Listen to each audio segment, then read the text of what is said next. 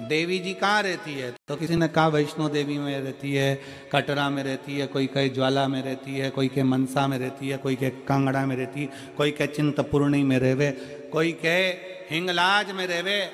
कहाँ रहती है देवी? शिव महापुराण की कथा कहती है, भगवान शंकर का चरित्र कथा है, देवी कहाँ रहती है? शिव कथा कहती है संसार की जितनी माताएं हैं उन माताओं के अंदर देवी का एक अंश विराजमान रहता है शक्ति के रूप में। देवी कहां रहती है? शक्ति के रूप में माताओं के भीतर विराजमान।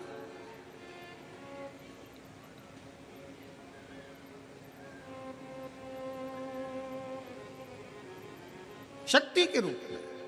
इसलिए मेरी जीजियों,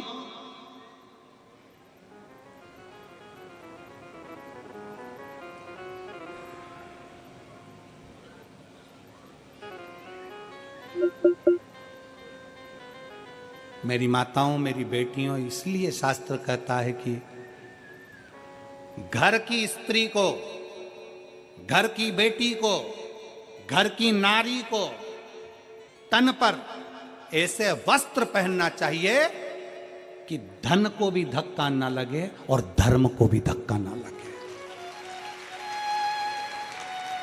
घर की स्त्री को, घर की नारी को, घर की बेटियों को ऐसे वस्त्र पहनना चाहिए कि धन को भी धक्का ना लगे और धर्म को भी धक्का ना लगे। हमारे सनातन धर्म को भी धक्का न लगे ऐसा वस्त्र ना पहनिएगा जिससे कहीं ना कहीं किसी ना किसी रूप में गलत विचार उत्पन्न हो। धन और धर्म को धक्का ना पहुंचे। कितना सुंदर कहा है, हॉस्पिटल में जाइए जरा। हॉस्पिटल गए हो कभी? हॉस्पिटल में अरे बोलो तो, गए हो कभी? बच्चे को चोट लग गई, चोट लगने के बाद क्या करता है डॉक्टर? चोट लग जाती है, वहां पर उसने तुरंत मल्लम पट्टी करा, मल्लम बांध के फिर क्या बांध देता उसके ऊपर? जम के बोलो जल्दी। पट्टी। पट्टी क्यों बांधता? डॉक्टर से पूछो।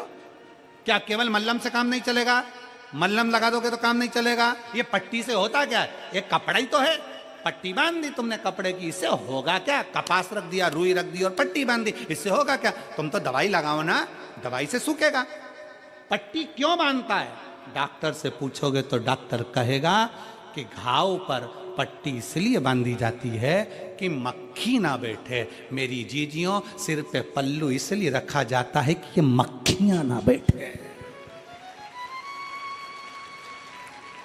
तन पर रुपट्टा इसलिए रखा जाता है कि मक्खियां ना बैठे। इसका ध्यान रखिए।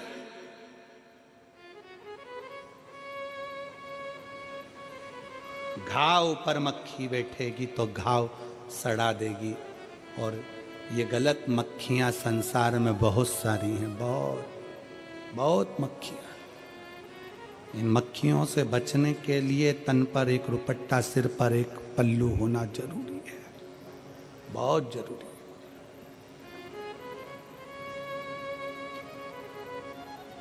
सास का कुछ नहीं बिगड़ेगा। तुम अगर ये रुपट्टा यहाँ भी रख लोगी, साड़ी का पल्लू, तो सास का कुछ नहीं बिगड़ेगा। सास अपना कायदा रखती है, सास अपने सिर पे पल्लू रखती है, वो सिखाती है ये तुम्हारे लिए, तुम्हारे लिए।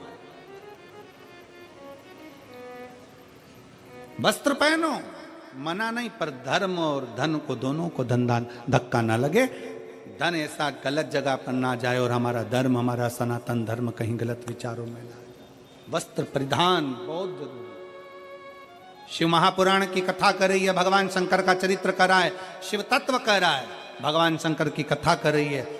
अंधकासुर आया, माता पार्वती जी अपने कार्य में लगी थी। लोग कहते हैं देवी जी पहाड़ों पर रहती है, लोग कहते हैं देवी जी वहां रहती है। शिव महापुराण की कथा कहती है प्रत्येक संसार में जन्म लेने वाली एक एक बेटी के अंदर, एक एक स्त्री के अंदर, एक एक नारी के अंदर शक्ति, जगदम्बा की एक शक्ति ज्योत के रूप में उसके अंदर विराजमान रहती है।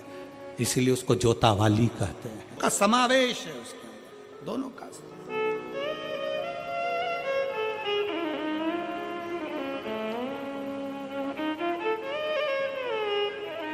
इसीलिए हम माताओं से, बेटियों से हमेशा निवेदन करते हैं कि तुम यह मत सोचो कभी भी कि तुम कुछ नहीं कर सकते।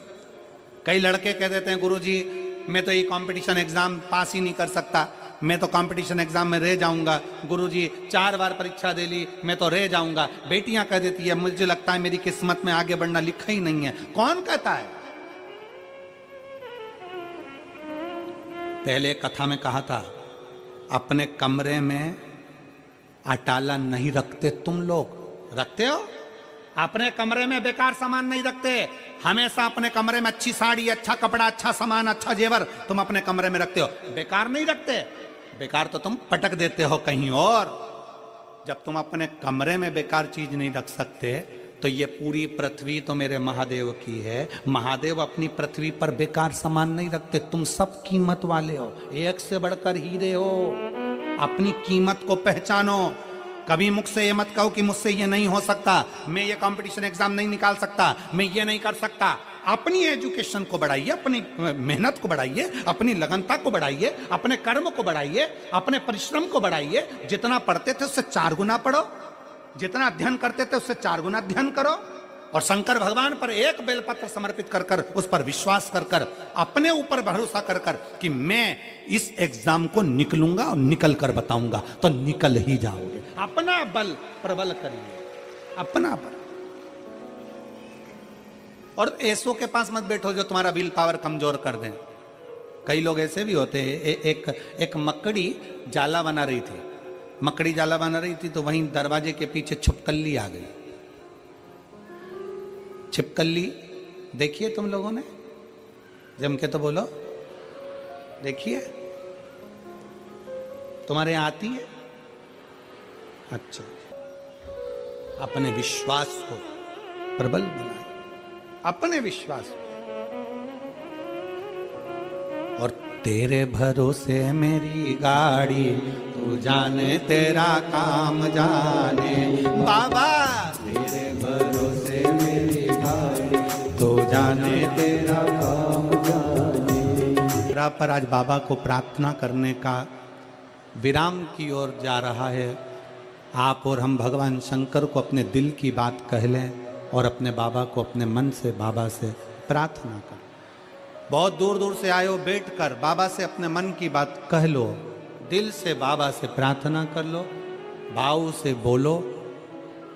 जब श्री शिवाय नमस्तुभ्यम 5 बार हो जाता है, उसके बाद में बाबा को जब दुखड़ा मिटाने के लिए कहते हो, जब थोड़ी देर के लिए मौन होते हो ना, उस मौन होने में अपने मन की बात बाबा से कह दिया करो कि इसलिए मैं कथा श्रवण करने के लिए आई हूँ। बाबा तू कृपा करना, मेरा भी पत्र व्यासपीठ पर पहुँचे, ऐसी करुणा करना। तू मेरा बाप है, तू मेरा पिता है। जहां जगह मिले वहां बैठकर दिल से प्रार्थना करो। सब साथ में बोलेंगे, बाबा को अपने मन के भाव कहेंगे।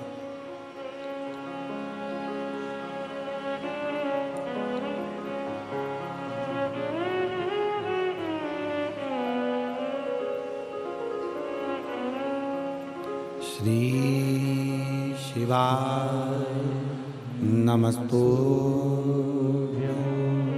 श्री शिवाय नमस्तुभ्यं,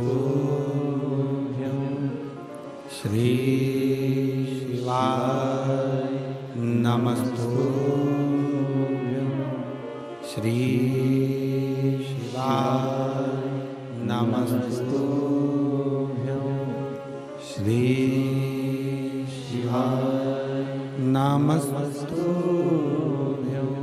भोला सब दुख काटो मारा, ओ भोला सब दुख काटो मारा। शिव शंकर जपूं तेरी माला, भोले बाबा जपूं तेरी माला। भोला सब दुख काटो मारा, ओ भोला सब दुख काटो मारा।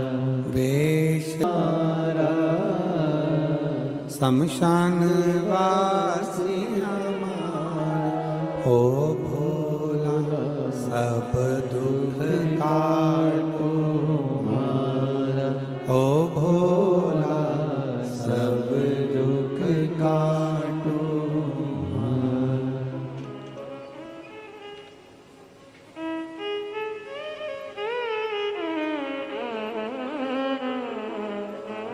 बाबा शिव शंकरो घड़दानी कृपालु दयालु दातार। अंधकासुर माता को गलत भाव से देखा तो माता पार्वती के सम्मुख में शिव जी ने काल भैरव को प्रकट कर कर अंधकासुर का वध करवा दे।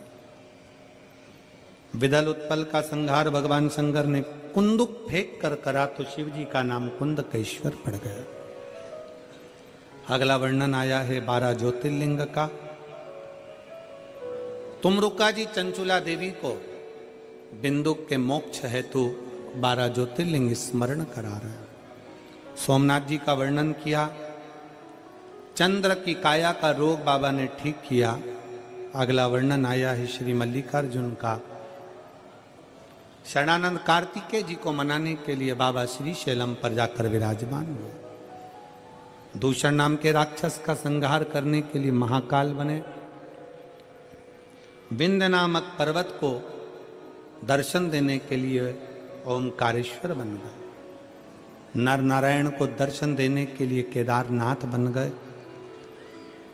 कुंभकर्ण के बेटे भीम का संहार करने के लिए भीमा शंकर बन गए।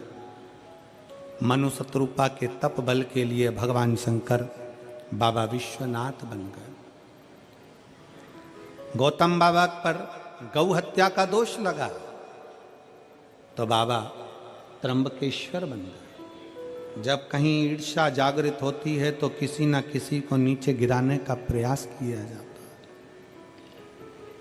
गौतम ऋषि बड़े तपस्वी थे, पर साथ के लोगों ने उनको नीचा दिखाने के लिए, नीचा गिराने के लिए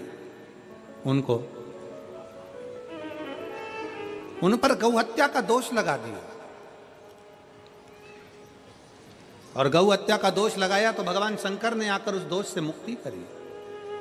अगला वर्णन आता है बाबा वैद्यनाथ जी का। रावण के लिए भगवान शंकर जा रहे थे लंका, पर शिव शिव हैं विराजमान हो गए भूमंडल पर, उठे नहीं, बाबा वैद्यनाथ के रूप में विराजित हो गए। अगला वर्णन है श्री नागेश्वर का। दारुक नाम के राक्षस का संहार करने के लिए भगवान नागेश्वर बन जाते। फिर वर्णन रामेश्वर भगवान का आया, जहां लंका पर चढ़ाई करने के लिए भगवान राम शिव जी की स्थापना कर कर रामेश्वर के रूप में विराजित होते हैं। सुधर्म नाम के ब्राह्मण की पत्नी घूष्मा के बेटे को वापिस जीवित कर दिया तो शिव जी का नाम कृष्णेश्वर हो गया। ऐसे